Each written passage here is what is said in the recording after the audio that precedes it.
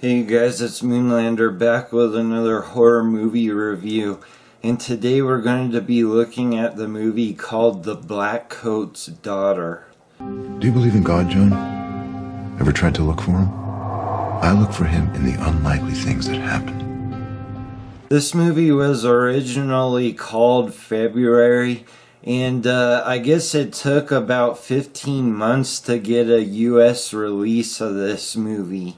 It's directed and written by Oz Perkins in his directorial debut. So this movie is about a Catholic boarding school for girls, and it takes place in the month of February, and it centers around two girls who are left behind before a break. Their parents don't show up, neither one of them. One of them is because she lied to her parents about when to pick her up so she could confront her boyfriend about being pregnant. And the other one, you don't know why her parents don't show up.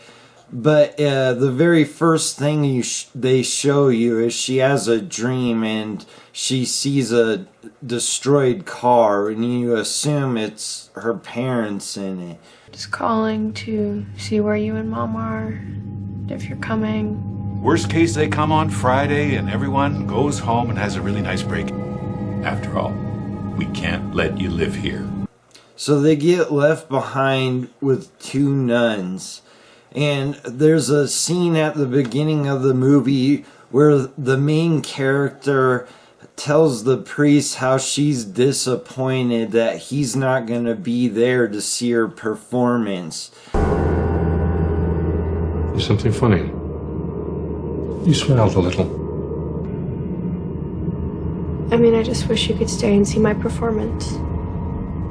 And now they do have a talent show, but you find out as the movie goes on that's probably not the performance she was talking about. And while you're getting this story of these two girls left at the school, they also show you another story of another young woman who appears to have escaped from some sort of institute.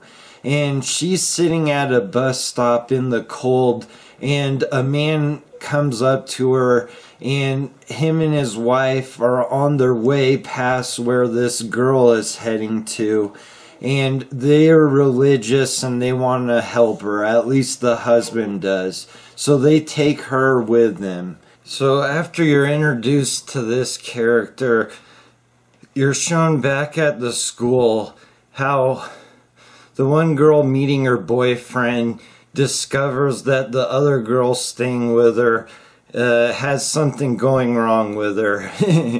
And as the movie develops, you find out a story of possession. So the things I liked about this movie is it's done in a way that it keeps you guessing the whole time you're watching it.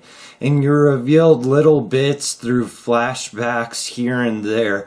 And it's done in a way that works. And I thought the performances of the girls were really good in this movie. I really enjoyed the main character in this one. And I think the best part of this movie is the colors used in the movie, the music, the slow pace, the small amounts of dialogue, and the restraint the director used in what he shows you all worked really well to make a really creepy and a different kind of possession movie. I think there was only one time it briefly shows you the possessed girl's body contorting, and it was creepy and effective. Like, you knew there was something definitely wrong, but the movie's not about showing you like what happens, when you're possessed, because we all know, we've seen it hundreds of times. So the things I didn't like about this movie might be a little hard to follow if you're not paying close attention. And it is slow paced. The first time I tried watching it, I passed out like really hard.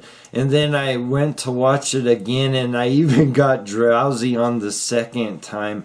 But I made myself keep up and I was glad I did. But it is a kind of a slow movie.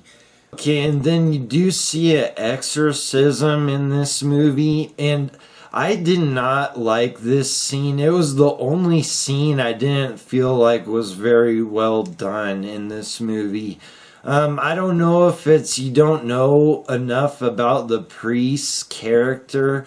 I just didn't think that part worked very well. It was the only part in the movie I was like, that was pretty lame.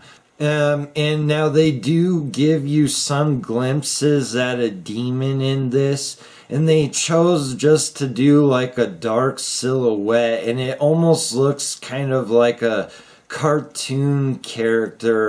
I think it might have been even more scarier if they would have tried to make the demon creepier or just more sinister looking.